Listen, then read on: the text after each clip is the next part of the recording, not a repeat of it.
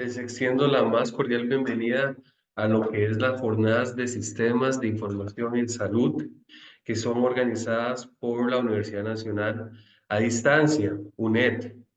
Agradecer la invitación para poder compartir con todos ustedes acerca de estas herramientas que cada día se vuelven más comunes y que buscamos todos los profesionales de salud que sean más beneficiosas para los pacientes. Mi nombre es Giancarlo Segura Aparicio. Acá les comparto un poco de lo que es mi biografía. En general soy médico, tengo un fellowship en tecnologías de innovación en salud en España y trabajo con los compañeros de la Universidad de Toronto en medicina vinculada a inteligencia artificial. En resumen, acá les dejo mi contacto en LinkedIn y mi correo electrónico ante cualquier duda o consulta de la presentación del día de hoy.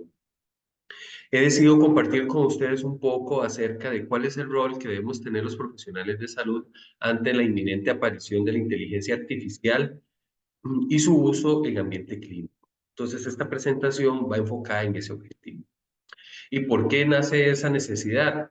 Vean ustedes que en este año 2023 hemos tenido muchísimas noticias acerca de la inteligencia artificial en diferentes ámbitos. Por ejemplo, esta noticia del 30 de mayo indica que una comisión del Poder Legislativo de nuestro país ha utilizado esta herramienta de ChatGPT para la construcción de una iniciativa de ley, iniciativa que forma parte de la Comisión de Ciencia y Tecnología. Entonces, como ustedes pueden ver, ya el uso de estas herramientas se vuelve cada vez más común y en el área de la salud no podemos hacer caso omiso, ya que la Organización Panamericana de la Salud indica que los 8 principios rectores sobre la transformación en salud digital, la inteligencia artificial es el número 6 y que se debe vincular con lo que es la arquitectura de la salud pública, la conectividad universal, los bienes digitales, la salud digital inclusiva, la interoperabilidad, los derechos humanos y la seguridad de la información para lograr obtener estos beneficios centrados en el paciente. Entonces, vamos a conversar un poquito de qué es esto de inteligencia artificial cuando la vinculamos al área de la salud. En primer lugar, como ustedes pueden ver, si hacemos una búsqueda muy rápida en la National Library of Medicine, vamos a encontrar que en los últimos 5 años hay un incremento importantísimo de publicaciones en esta área. Esperamos que este año 2023 finalice con un ascenso, tal y como se ha estado esperando. Y como pueden ver, es un ascenso exponencial. Prácticamente en los últimos años han aparecido este tipo de documentación, existiendo más de 20.000 artículos que vinculan esta inteligencia artificial y su uso en aspectos de salud. Y bueno, parte de esa revisión bibliográfica y desde cuándo aparece esta información, podemos irnos un poquito atrás. Y uno de los artículos que me gusta mencionar es este que se denomina El futuro de la educación médica no va a ser ni sangre ni tripas, va a ser bits y bytes. Y el profesor Gorman lo describió en el año 2000. En ese año el profesor decía que el aprendizaje en salud iba a estar vinculado con 4 áreas.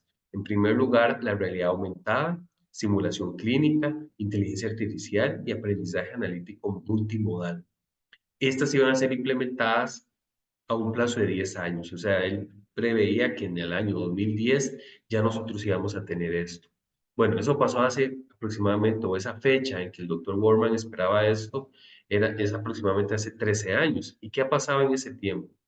Bueno, vean ustedes que ya nosotros tenemos realidad aumentada y pueden ver un video de cómo se trabaja, por ejemplo, los profesionales de odontología para el entrenamiento del uso de herramientas dentales previo a sus capacitaciones.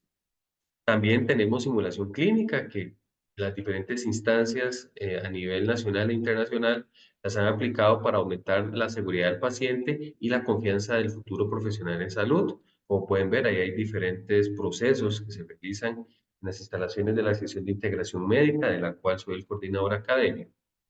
Y también pues tenemos aprendizaje analítico multimodal, en donde como ustedes pueden ver se está dando reanimación a diferentes infantes y el sistema genera una retroalimentación en diferentes ejes, por ejemplo las compresiones, la profundidad, la expansión, la frecuencia, cuántas ventilaciones, los tiempos, la fracción cardiotorácica, la efectividad y brindándole a cada estudiante una retroalimentación diferente según los procesos de ejecución.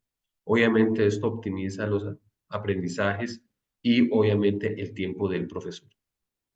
Y entonces, ¿y qué pasa con la inteligencia artificial en salud o IAS? Bueno, en primer lugar hay que tener en cuenta de que la definición nos lleva a que son modelos de aprendizaje automático que generalmente lo que utilizan es datos médicos y conocimientos para ayudar a mejorar los resultados de salud y las experiencias del paciente. O sea, lo que estamos buscando es optimizar las consultas. Y esto es algo muy importante porque como ustedes van a ver a lo largo de esta presentación, aquí es donde aparece un binomio que es sumamente importante, que es el profesional de la salud y IA, o sea, el equipo humano y IA, de la mano para obtener estos resultados. La International Medical Device Regulator Forum nos indica que la inteligencia artificial utilizada en salud forma parte de un software como dispositivo médico. Estos softwares son destinados con fines médicos para ya sea propósitos del dispositivo médico o de hardware. Es importante aquí mencionar que todos los software de dispositivos médicos son equipos que se pueden utilizar y que pueden estar ya validados, pero no todas los software son inteligencias artificiales. Por ejemplo, el software que utilizan diferentes equipos, por ejemplo, la ultrasonografía, es un software de funcionamiento, no es un software de inteligencia artificial. Entonces, eso es muy importante tenerlo en cuenta para cuando nosotros revisamos los diferentes lineamientos que ya han sido publicados por diferentes instancias, como es el gobierno de Canadá, como es la Food and Drug Administration, la FDA de Estados Unidos, el NIST, entre otros, que con toda esta información nosotros podemos detener a unos puntos importantes o key points para lograr implementar estas estrategias como profesionales de la salud. En primer lugar, nosotros tenemos que tener unas buenas prácticas y en buenas prácticas es entender cómo es que nacen estas estrategias. En primer lugar, se debe crear una experiencia multidisciplinaria, tiene que haber un equipo de ingeniería, de salud, de diferentes profesionales, inclusive legal y ético, para poder implementarla. Tiene que existir seguridad y ingeniería de software que nos asegure que los datos no van a salir. Además de esto, hay una representatividad de la población de pacientes prevista. No podemos utilizar un algoritmo que se haya creado en otras latitudes con diferentes poblaciones, ya que esto va a generar un sesgo. Y también tenemos que tener en cuenta cómo fue que se entrenó ese algoritmo y generar esa independencia de datos y conjunto de pruebas. Por otro lado, para finalizar estos 8 puntos de importancia, también tenemos que la atención tiene que ser desempeñada por este equipo humano IA. Y aquí nace una importancia de capacitar a los profesionales en cómo se obtienen los resultados y cómo evaluar cada una de las nuevas modalidades emergentes.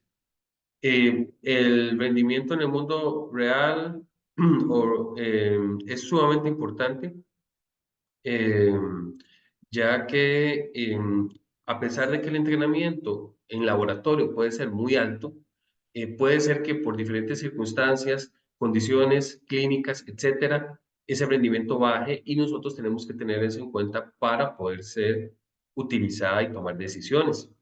Hay que brindarle al paciente o a los usuarios de nuestros servicios de salud toda la información clara y esencial para que ellos puedan comprender el uso de estas herramientas y tenemos que tener claro de que los reentrenamientos o utilización de la misma información con la cual hemos hecho alguna toma de decisión, tenemos que manejarla con mucho cuidado para evitar algún riesgo o sesgo, bias del algoritmo.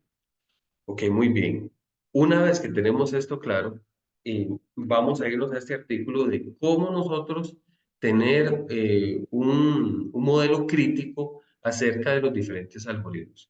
Recordar que mucha de esta información se toma una base de datos, se crea una red neuronal y se tienen ciertos resultados. Aquí lo importante es el equipo multidisciplinario de ingeniería se encargará de crear ese algoritmo, pero el equipo profesional de salud se encargará de brindar la crítica y posibles usos en el ejercicio profesional.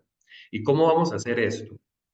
En primer lugar, tenemos que entender y conocer cómo es que se realizan estos modelos para lo que es todo el machine learning o lenguajes de aprendizaje.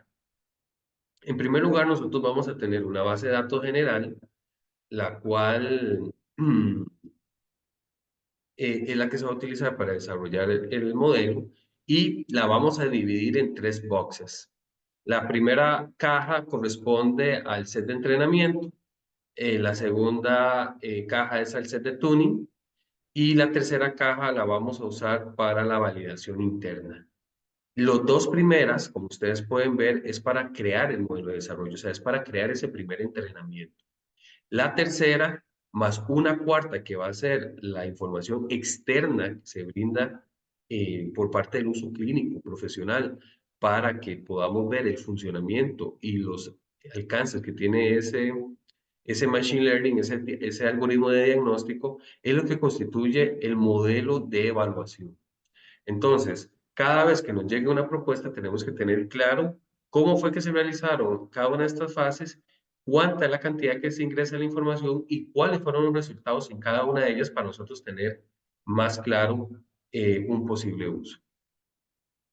Por otro lado, vamos a tener que crear o vamos a tener que conocer lo que son las matrices de contingencia, en donde nosotros, como al igual que realizamos en cualquier prueba de laboratorio o gabinete, vamos a tener lo que es una condición del paciente, ya sea positiva o negativa, por ejemplo, si el paciente está enfermo o está sano.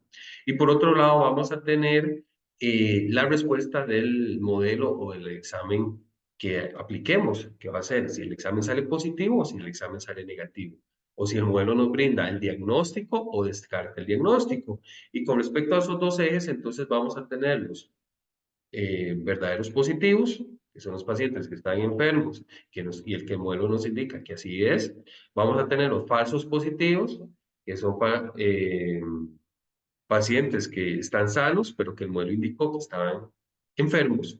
Por otro lado, vamos a tener los falsos negativos, que esos son bastante preocupantes, en donde el modelo nos dice que el paciente no posee la enfermedad, pero el paciente sí está enfermo. Y por último, tenemos los verdaderos negativos, en donde el modelo indica que el paciente no tiene la enfermedad y efectivamente el paciente está sano. Eh, de aquí vamos a sacar un término muy importante que es el recall, o que es el equivalente a la sensibilidad de una prueba, la especificidad, la precisión, que constituye el valor predictivo positivo, y el valor predictivo negativo de esta prueba. Con todos estos términos vamos a sacar lo que es el accuracy y el F1 score. Entre más cercano esté a 1 el F1 score, es un valor que nos va a indicar que este modelo es bastante sensible y muy específico. Entonces, eso es lo que nosotros vamos a estar buscando, al menos en los valores de entrenamiento computacional de laboratorio. Ya cuando nosotros logramos tener estos valores en el mundo real, pues entonces los podemos comparar. El F1 score de entrenamiento versus el F1 score de empleo clínico y ver si existen diferencias o no. Y con base a esto, conocer qué tanta capacidad tiene este algoritmo para poder ser utilizado. Por otro lado, como ustedes pueden ver, el accuracy nos habla más bien de los valores que podrían ser descartados o si el algoritmo puede ser para descartar alguna patología, ser usado. Entonces, son dos valores que se mantienen o dos formatos de fórmula que tenemos que conocer bastante bien para nosotros, como profesionales de la salud, emplearlo en la clínica. Entonces, como ustedes pueden ver, esto es como la famosa yin y yang, ¿ok? Existe un beneficio del cual tenemos que tener cuidado. Y también habrá otras situaciones que podrían ser red flags o peligrosas, de las cuales que tenemos que tener la capacidad para tomar criterio. Entonces, no es ni una solución a todos nuestros problemas, ni tampoco es algo que debamos de tenerle miedo. ¿Qué es lo que tenemos que hacer? Crear una conciencia crítica como profesionales de la salud. Aquí les traigo un ejemplo en donde, como ustedes pueden ver en esta revista de radiología, utilizaron lo que es un Butterfly o un equipo de ultrasonografía ultra portátil, el cual utiliza un smartphone para poder hacer algunas valoraciones mediante insonación en lo que corresponde al examen físico. Y además de esto, pues utilizó una tecnología Smart Detect, que es un algoritmo que nos brinda la capacidad de conocer si una lesión en una glándula mamaria es posiblemente benigna o posiblemente maligna. Es importante aquí destacar que el algoritmo no brinda el diagnóstico, no nos indica si es un fibroadenoma, si es un carcinoma, si es un quiste, etcétera, sino que solo nos da esa posible predicción. Entonces, vean ustedes que el artículo inclusive da un enfoque muy importante, que es, podemos utilizar esta tecnología como una segunda opinión. Y acá es donde nosotros nos vamos a adentrar en ese análisis. Vean ustedes que el pilotaje de población fue 45 mujeres. De esas 45 mujeres, lo que se realizó fue, el algoritmo hizo el análisis de un patrón de imágenes y radiólogos expertos analizaron esas imágenes.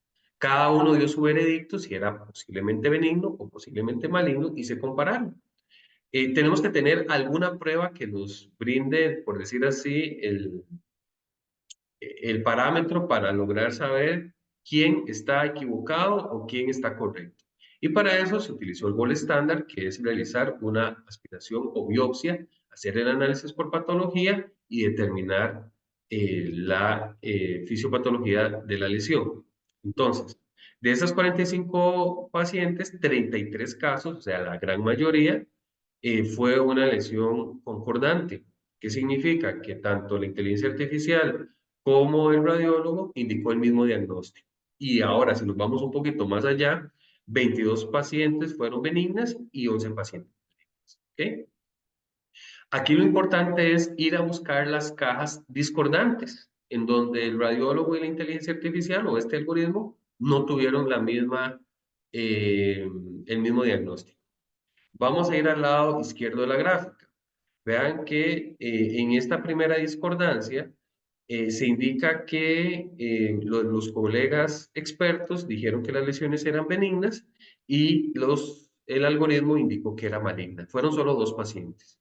Bueno, para saber quién está correcto o no, se hace la aspiración y biopsia y se da cuenta que las dos lesiones son malignas. Entonces, aquí uno podría empezar a analizar las razones de por qué esto puede suceder. Aquí no hay que tomar decisiones ni consideraciones muy prontas, como decir que es mejor el algoritmo que el experto en radiólogos. ¿Por qué? Porque si nos vamos al brazo derecho de la pantalla, vemos que también hay una discordancia. Una discordancia en donde los especialistas dijeron que era maligna y que el algoritmo dijo que era benigna. Y en este caso fueron 10 pacientes. Se realiza el mismo procedimiento de patología y vean ustedes, aquí todavía es más difícil el análisis. 8 pacientes son malignas, 2 son benignas. Entonces, al final vamos a tener las diferentes cajas, box A, B, C y D, y con eso podemos dibujar una matriz para calcular los valores que anteriormente les mencioné acerca del recall, acerca de la precisión, del accuracy, del F1 score, y conocer qué impacto podemos tener y qué consideraciones debemos sumarle de nuestro examen físico, de nuestra historia clínica, del abordaje completo, más este recurso con el fin de lograr tomar la mejor decisión para el paciente. Y bueno, para conocer estos procesos es que se desarrollan en la Universidad de Costa Rica con los estudiantes de salud en diferentes áreas como son de odontología, salud pública, medicina, tecnologías, enfermería, procesos de sensibilización a la inteligencia artificial, en donde, por ejemplo, en este caso en la imagen, les damos las herramientas del Butterfly EQ Plus para que ellos puedan primero conocer lo que es el equipo y a partir de esto hacemos la toma de imágenes de una manera práctica y les ponemos los casos clínicos de estos artículos que ya han sido debidamente publicados y revisados en el National Library de Medicine, en PubMed, para que podamos discutir cómo tomar en cuenta estas herramientas. Entonces, es un proceso de aprendizaje, es un proceso de implementación y de que el profesional de salud se va a ver involucrado en dar el criterio experto para crear los algoritmos o brindar el criterio para su uso clínico. Entonces, como ustedes pueden ver, se les da las herramientas para que los estudiantes puedan practicar. Ahí, como pueden visualizar, tenemos esta tecnología NeedleBeam que dibuja por inteligencia artificial el recorrido que realiza una aguja mediante ultrasonografía mientras se alcanza un vaso sanguíneo. Esto ha permitido también disminuir tiempos de práctica con los estudiantes, ya que se les facilita el proceso. Entonces, buscar la estrategia y la implementación más óptima y adecuada en los diferentes puntos de trabajo es parte de los retos que tenemos profesionales de distintas áreas con esta tecnología emergente. Vean ustedes que también ya ha sido publicada lo que es la guía de uso de ChatGPT para potenciar el aprendizaje activo e interactivo en el aula universitaria. Entonces, les recomiendo a todo el grupo de profesores poder chequear esta información, conocer que no es exclusiva para todas las clases, es para ciertas actividades y que al poder ser involucrada, les vamos a dar más herramientas a nuestros estudiantes, que son los futuros profesionales de salud, para poder desenvolverse de una mejor manera. A medida de conclusión, y agradezco a la inteligencia artificial Google AI que hizo estas conclusiones en base a esta presentación. La primera de ellas dice que el futuro de la inteligencia artificial en salud es brillante y continuará teniendo un impacto significativo en la forma en que enseñamos y aprendemos en el campo. Bueno, es parte de los retos que tenemos. La inteligencia artificial se utiliza cada vez más en salud para mejorar los métodos de enseñanza y los resultados de pacientes. Bueno, ya tenemos estas tecnologías a nivel global, se están utilizando en diferentes campos y es parte de nuestra responsabilidad generar un proceso de educación continua para conocer acerca de ellas y también de ir incorporándolas en los diferentes currículos y pensos universitarios para que los estudiantes al momento de su ingreso las puedan tener. Y también poder tener estrategias como el entrenamiento con ultrasonido, la simulación clínica, los juegos serios, pueden mejorar estos métodos de enseñanza. Yo quisiera cerrar con una frase, además de estas que nos brinda esta inteligencia, que es sumamente importante. El rol que tenemos como profesionales de la salud es tomar criterio de su futuro uso clínico. Y para ello nosotros tenemos que tener un análisis crítico de cada una de las herramientas que se nos acercan y cada una de las herramientas que se están creando. Tenemos que involucrarnos de una manera activa para poder implementar estas tecnologías de una manera óptima y efectiva para el beneficio de los pacientes. Y también cierro con una de las frases que siempre genera preocupación con estas herramientas. ¿Será que la inteligencia artificial va a quitarnos el trabajo? ¿Nos va a reemplazar a los seres humanos? Bueno, vean ustedes que las buenas prácticas de inteligencia artificial brindadas por la FDA y las diferentes instancias internacionales indican que es un equipo humano IA el que va a permitir avanzar en salud. Entonces, no va a ser la inteligencia artificial la que disminuya la capacidad de empleabilidad. Va a ser mayor la capacidad de empleabilidad a las personas que conozcan y sepan utilizar estas herramientas para el bien de su ejercicio profesional y de los pacientes. Muchísimas gracias a todos por este espacio, agradecer al profesor Moisés la invitación y que continúen disfrutando de estas jornadas YOSIS 2023.